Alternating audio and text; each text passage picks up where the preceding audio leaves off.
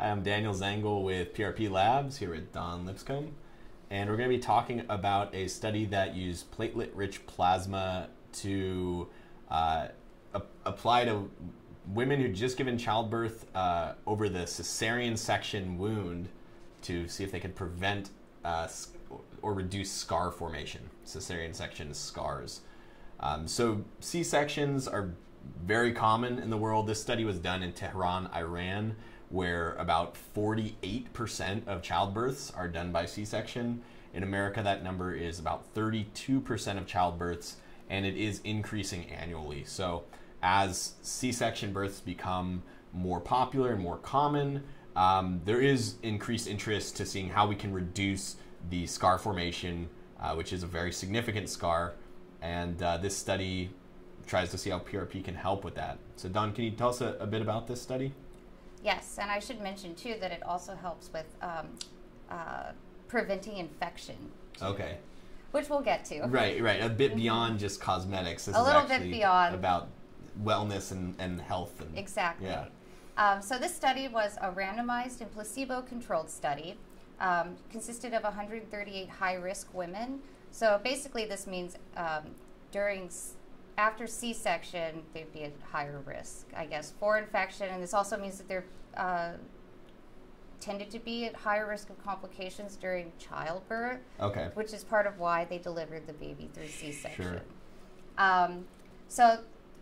For this one, in the operating room, the PRP was prepared, and it was applied using some sort of topical solution to the subcutaneous tissue just before the skin was sutured closed. Right. So overall, 67% of women received the PRP treatment, and 71% were part of the saline control. Okay. What were those numbers again? 67%, or 67 women, sorry, received Okay, PRP okay. treatment, and 71%, or people, women, received Okay. saline. Yeah. Got it. Usually we use percentages, but today we're using numbers. Right. So. A little easier to understand. Yeah. So patients were then assessed at 1 and 5 days, and then 8 weeks later. So the reason why they did 8 weeks was because this is the typical time that the scar tissue and the new epithelial layer will have formed its maximum tensile strength. So just as strong as it's going to be, it's not fully healed. Right. But it's just, that's the amount of strength it will have. Sure.